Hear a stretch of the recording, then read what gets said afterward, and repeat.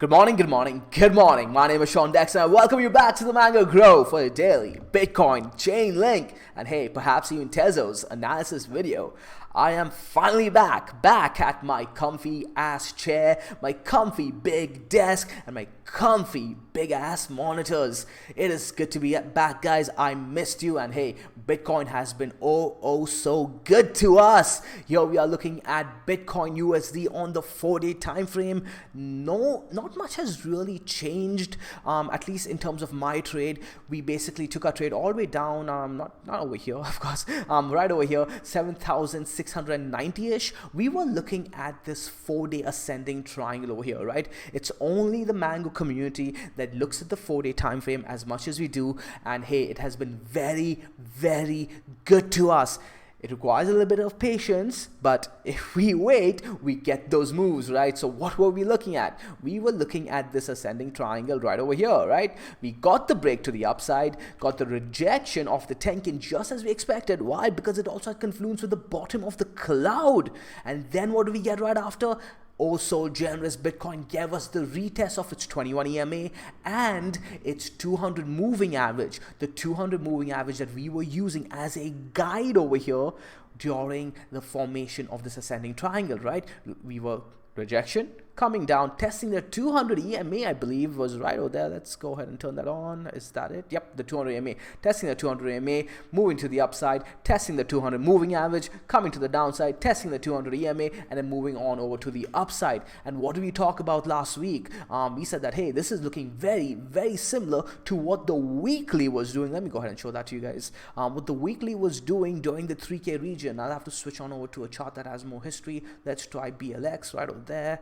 And you guys will see that it was very similar, oscillating between the 200 EMA and the 200 MA, right? All we had to do was sell the 200 EMA, buy the 200 MA, sell the 200 EMA, buy the 200 MA. Trading can be that easy. Trading can be that simple. And if you keep it simple, you can make money. You can do this as a living. You can do it the Mango way. You can do it the stress-free way. Anybody who tells you that trading is complicated, they are trying to make a fool out of you. And all they are doing, guys, is either trying to make a fool out of you or they are trying to make themselves feel better about what they do. A lot of this, it comes down to basic structure and psychology, guys. Psychology. Do not underestimate that. Of course, yes, there are concepts that you need to understand, principles that you need to understand. Especially, I think a lot of people are underestimating the importance of game theory. And hey, in the Mango community over here, we go over all of that. So you guys should be a-okay on those terms. Okay, so let's go back and talk about some technical analysis. Switching back on over to BitMEX. And here we have the 4-day, right? Like we talked about, yep, the 4-day right here. And this red line over here that we are seeing resistance at, guys, is the daily 200 moving average, and we talked about that like a few days ago, right? Somewhere around here, right? I said that, hey guys, a potential target was the daily 200 moving average that's sitting around 9,050. And what's funny is when I said that, I actually got a few PMs from people saying that, Sean, there's no way Bitcoin is going to crack 9,000. You must be out of your mind. And I really don't have a strong opinion on anything, guys, so I don't respond to those messages. I'm sure you guys, some of you are actually some of you who PM me are actually watching this video, and you guys know that I'm flat out going to ignore you when you say things like that. You guys need to understand that I'm not saying, hey, Bitcoin's going to go to 9,000 because I want Bitcoin to go up to a big number. I don't care how big the numbers. I don't care how low the numbers. You guys need to understand this. When something is trending, it will go as high as it possibly can. When something is trending to the downside, it will go as low as it possibly can. All that really matters is simple, basic economics concepts, right? So let me go ahead. Again, I'm digressing a little bit here, but hey, I have the right to ramble. Here we're looking at, let me turn off the Ichimoku to hide some of the complications or some of the mess on the chart. So let's say we're looking at the 200 moving average, right? You guys need to understand that a lot of trading is a self-fulfilling self-fulfilling prophecy. Because people are looking for good areas to sell, and because people are looking for good areas to buy, what's happening is that the sellers are looking at the 200 moving average, which is a key moving average, and saying that, hey, that is a good area for me to sell, so I'm going to put my sell orders over there, right? So what essentially is happening? Liquidity is flowing towards the upside by default, because the buyers are looking at the possibility of there being no resistance between this 200 EMA to the 200 MA, and the sellers are saying that, hey, I'll have a better opportunity to sell, a higher opportunity to sell at the 200 EMA. So by default, okay, by the logic of it, it's going to flow. Price is going to flow towards these areas of high volume, because all the volume is going to end up at the 200 moving average region over here. And that's what happened. As soon as we saw this break, where did we go? We started making a big move towards the 200 moving average right over here. Right now, again, I'm oversimplifying it over here, guys, and a lot of it is very simple, but I just don't have the time to go over all of it. Now let's go back on over to the 4-day, and is there anything else I do want to talk about over here? Yeah, let's turn on the Ichimoku on the 4-day time frame, and I do want to talk about this very quickly. We do have a potential move now all the way up to 10,146. Now I'm probably gonna get a few more messages saying, Sean, there's no way it's gonna happen. But hey man, it's always if this then that in the Mango community. If you guys do remember, we weren't targeting 9,000 right off the bat, right? We were targeting first a break of a bull flag. Once we got the break of the bull flag, then we started targeting the high numbers. Before that, we were targeting the break of this ascending triangle, which is sitting all the way at 7,700. Once we got that, that's when we targeted 8,200. After 8,200, that's when we targeted 9,000, right? It's if this then that. You don't need to be an oracle to make money, man. If you are trying to be an oracle, you are likely going to get wiped out in the long run. Alright, so that is the 4-day, guys. Keep an eye on this Kijun over here, but it's not a confirmed play just yet. I'm waiting for this Tenkin to flatten out, or at least confirm a 4-day candle close, another 4-day candle close rather, above this 8,527 line, which is basically the bottom of this cloud over here. If we do that, get that retest, I would likely be looking to add somewhere around there, but I'm keener to add to my position at around 8,300. For those of you who are just tuning in, you guys are wondering, what position are you talking about, Sean? Well, I'm talking about my position that I took when we broke this 4-day ascending triangle to the upside and tested this 200 moving average over here. I did take a partial profits at around 7,915-ish. Somewhere around there. So yeah, pretty early, right? In hindsight, it looks pretty early, but at the time we did have a lot of resistance, especially on the weekly time frame. Right over there, I do believe, was it the weekly time frame? I don't remember what exactly. Anyways, I took my profits a little bit early, not the entire position. I think it was I think I was targeting this wick over here, somewhere around here. But anyways, this was a few days ago while I was still on my road trip, while Bitcoin was still making its move to the upside, still trying to confirm its daily uptrend. Well, now we can go ahead and talk about the daily time frame, and right over here you guys are seeing the 200 moving average coming in at around 9,050-ish as of today, but we were looking at that as a possible target all the way around here, and there were multiple reasons why we were looking at that, right? We had the TK cross. By the way, this was one of the reasons why I added my position right over here, why I took that position right over here. If you guys do remember, just to be fully transparent to those of you who are just tuning in, I didn't get this position because I was some kind of oracle and I'm such a good predictor of what price is going to do. I first tried, okay, so let me break it down for you guys. Right around here, somewhere around here, when Bitcoin was sitting around this price over here, I believe, yeah, it was this price over here, I said, hey, I'm going to be looking to buy at the 7,650, 7,550 range, okay? But then I went back on my own promise to myself and I tried for position somewhere around here, 7,950, I do believe it was, and then I ended up being wrong on that trade. I got out of that trade almost immediately.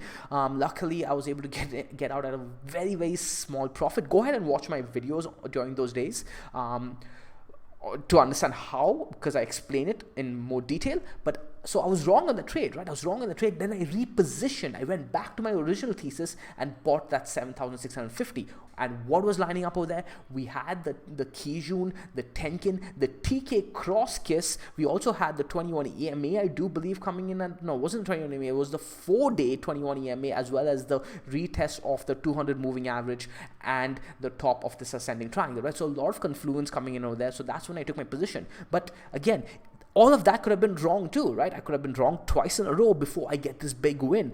But the key thing to understand in both of those, if I was wrong the second time too, guys, the key thing to understand is that I'm taking such small losses. In fact, you can also be in a situation where you're wrong and still be in a small profit. But the idea is to get out. As soon as your thesis is invalidated, get out of your trade.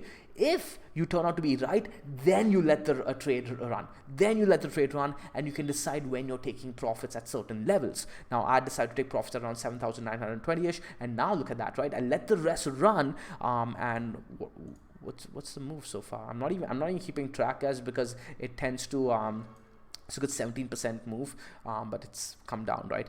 When you try to keep track of how much percent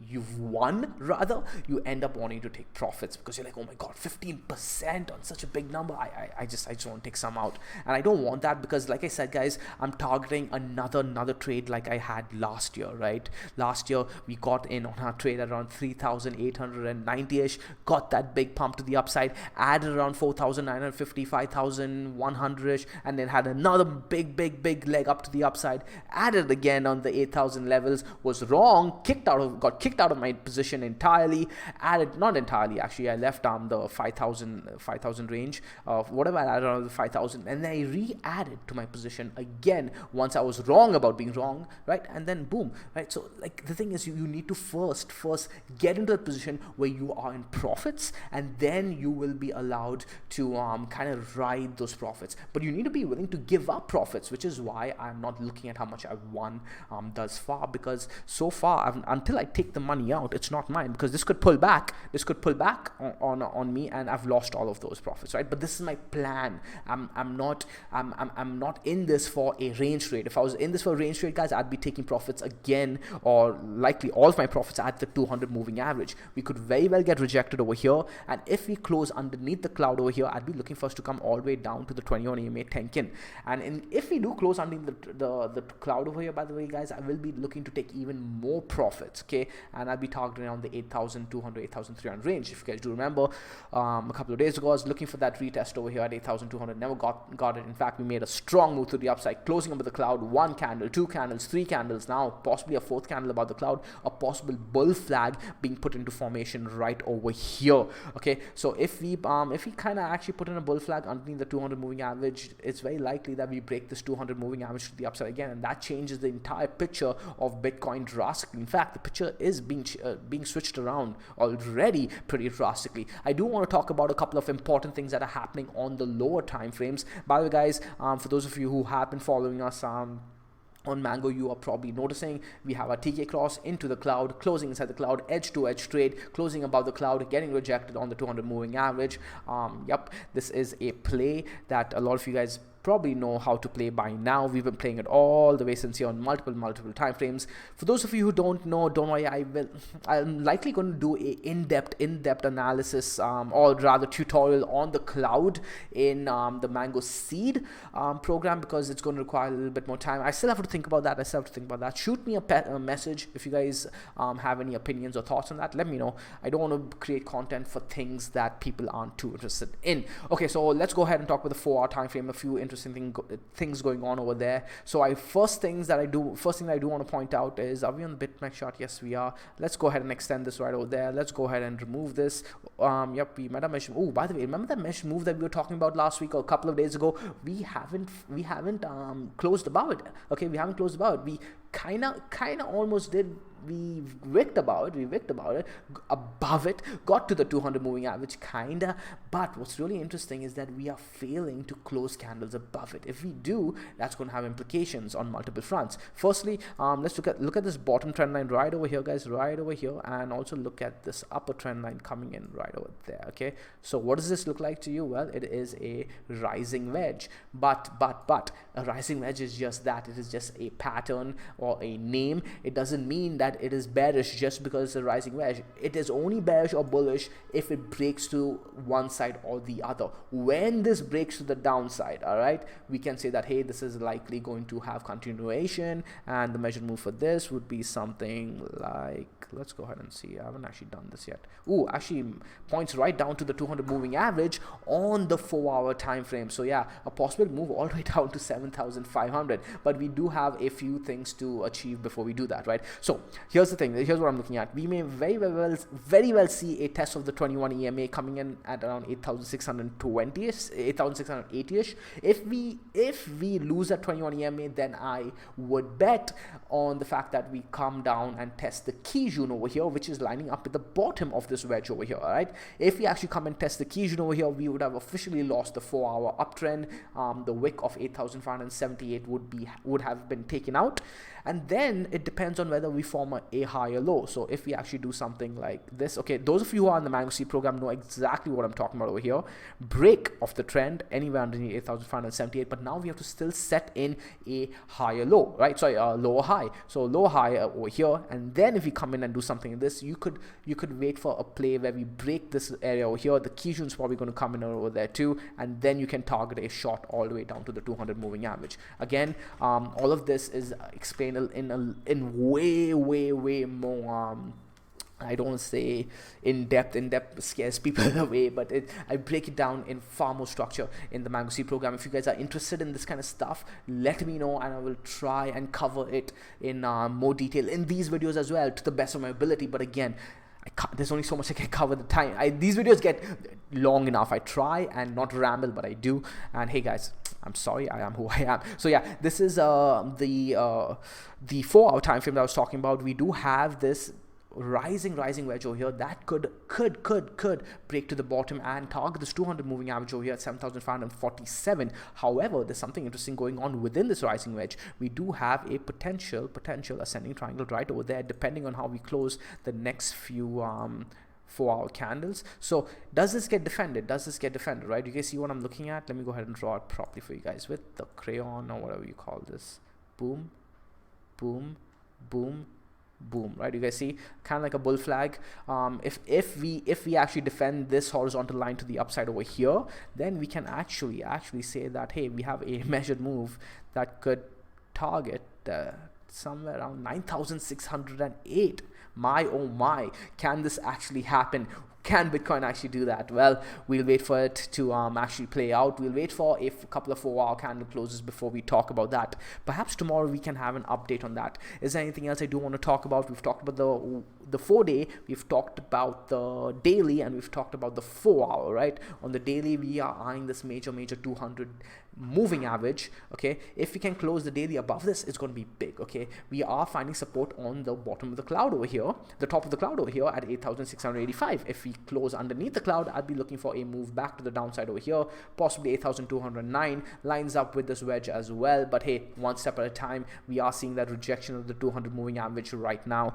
Let's just wait to see if it actually plays out, or does Bitcoin come and try up here again and flag out underneath that 200 moving average. Okay, so that's the daily, that's the 4-hour, and we talked about the 4-day as well. Now let's go ahead and talk about LINK BTC right over here. Ooh, this chart is really messy.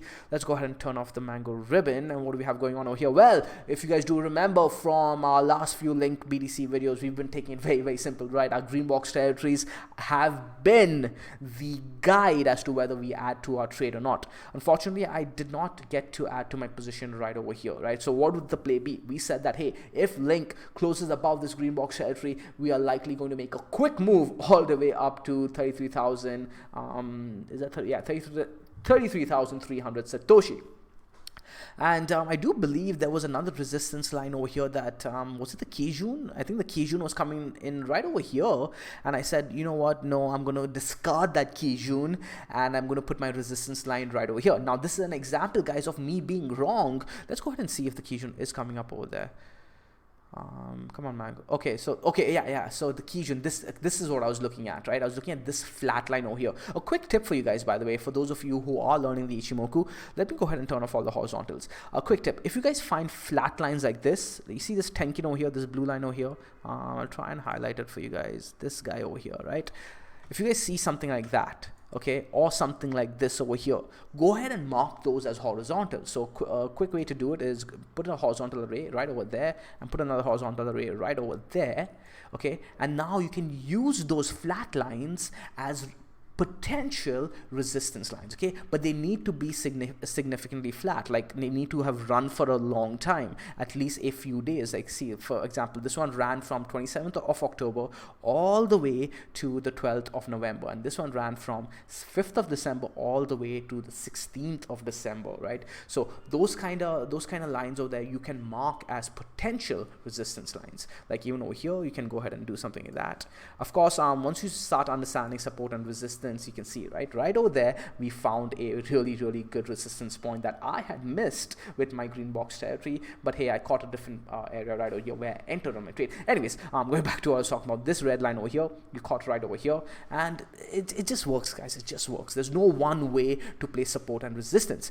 Again, if you guys are in the seed program, you guys know a more I don't say professional, actually no, yeah, you guys know a way more professional way to mark your support and resistance lines, but you can use your Ichimoku as a guide nonetheless. These are tools, guys. You guys are carpenters, and carpenters can use their tools even though they are good with their hands, right? Okay, so that's Link BTC for us. Yeah, I was targeting a move all the way up to 33,000, but looks like this Kijun resistance is coming into play right over there at its freaking wick, actually, right there, right? So we had one over there, and we had one right over here too, right over here, right? Working out very well. And yeah, so now the question is, does ChainLINK come and retest the Kijun over here, or do we make another try similar to Bitcoin to the 200 moving average? But over here we're looking at this horizontal line at 32,000-ish.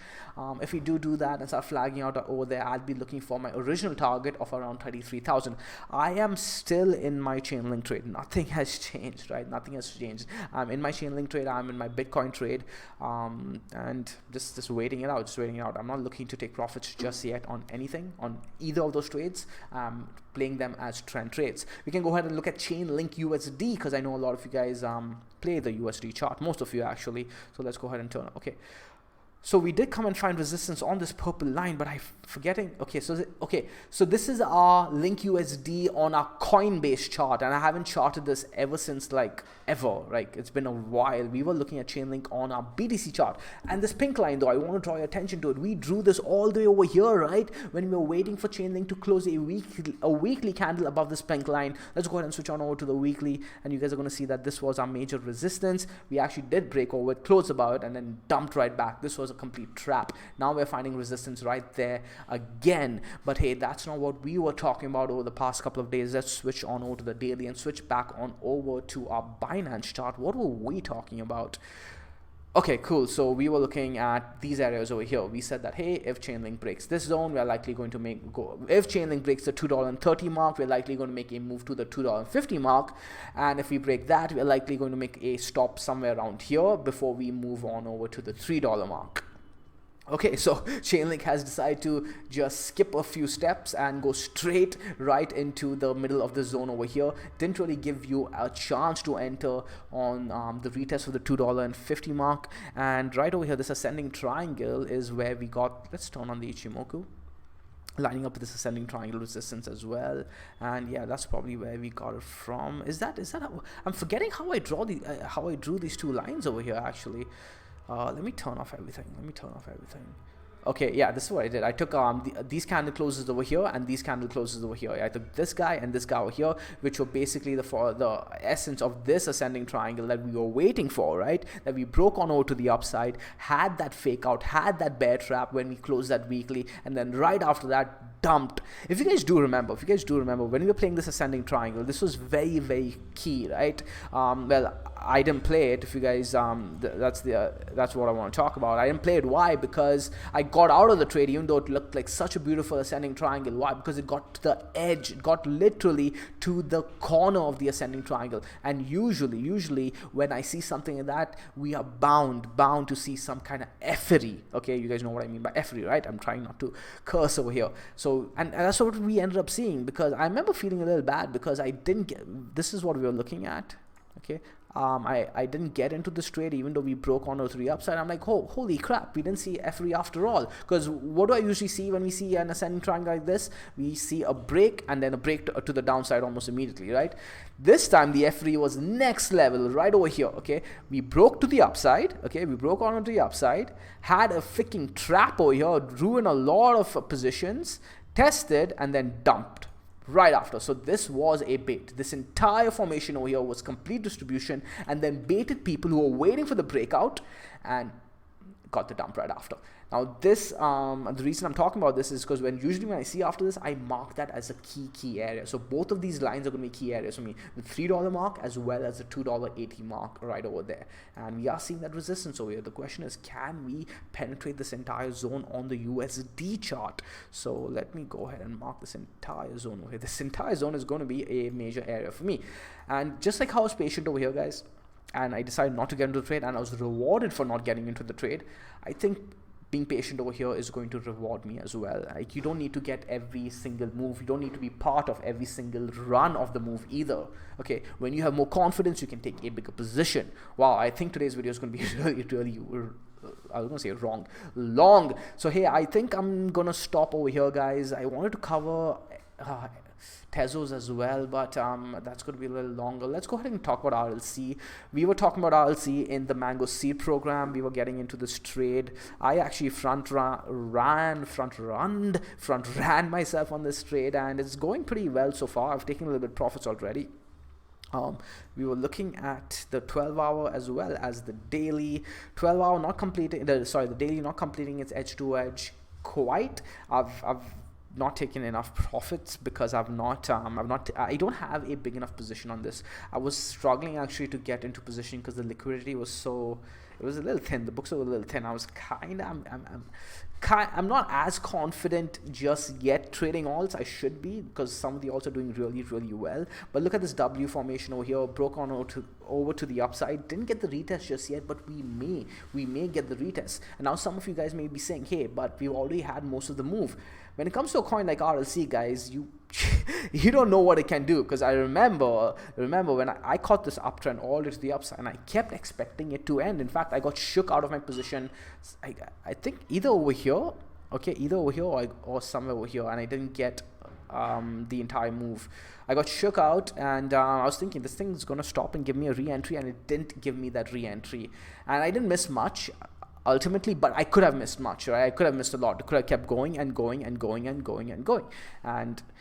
a coin like RLC could very well do that. Look at this one. Look at this move. Lend and RLC were two of my big altcoin wins in the last altcoin run. Okay, so that's ChainLINK, that's Bitcoin, and that's iExec. BTC, quick recap. 200 moving average is our resistance. We have cloud support coming at 8,688. On the 4-hour, we have a few interesting things going on. We have an ascending triangle, potential ascending triangle over here. This is the Bitstamp chart. Let's go on over to we have potential ascending triangle right over here, as well as, okay, clearly it's not loading. Let's go back over here. I think it should be over here on a different tab. Where are my drawings? Okay, right over there. We have an ascending triangle right over here. Looks like we are defending that ascending triangle. We are closing this candle only in around 2.5 hours, though a lot of time to go. We may see a wick all the way down to the 21 EMA, right, which is the bottom of the ascending triangle, and then close above it anyways. Do I think that's going to happen? No. So likely we test the 10 SMA actually. Have we done that already? Let's go ahead and load the 10 SMA. Okay, yeah, so that's the play I like to look for, right? The 10 SMA coming in and flattening out inside the ascending triangle, giving the test inside the ascending triangle on the 10 SMA, and then closing above the ascending triangle, and then seeing the continuation. And the measured move for this ascending triangle would be, well, the 200 moving average, actually, not much. So basically a formal test of the 200 moving average. So there's not much to be gained from this 200 moving average, from this ascending triangle, but the larger wedge over here that we've been talking about, there's a lot to be had over there. If we actually get this move towards the downside, that's a good short opportunity, and I'll be pretty much out of my trade by then, and I might actually look for that short opportunity from here to here, right? And this is going to be a quick trade, in and out, because the daily trend is to the upside, and I don't want to be fighting against a trend necessarily, guys. Anybody who's saying that the trend is down, like, ask them on what time frame. Because unless they're looking at the weekly and they're being very, very stringent about the weekly time frame, which is fair, because we are waiting for the weekly to do a few things. We talked about that in a few videos. Either way, right? If you're just I don't want to talk about that right now. The daily trend is up, guys. The daily trend is up. Just keep that in mind. My name is Sean Dexter. I hope you guys enjoyed this video. I know I rambled a lot, but hey, it's just so good to be back home. So good to be in a comfortable chair. And yeah, guys, invest in a good chair. This is by far the best $500 I have ever spent. All my back problems, all my neck problems disappeared. I'll see you guys in tomorrow's video. Throw it a like, throw it a subscribe, and ciao.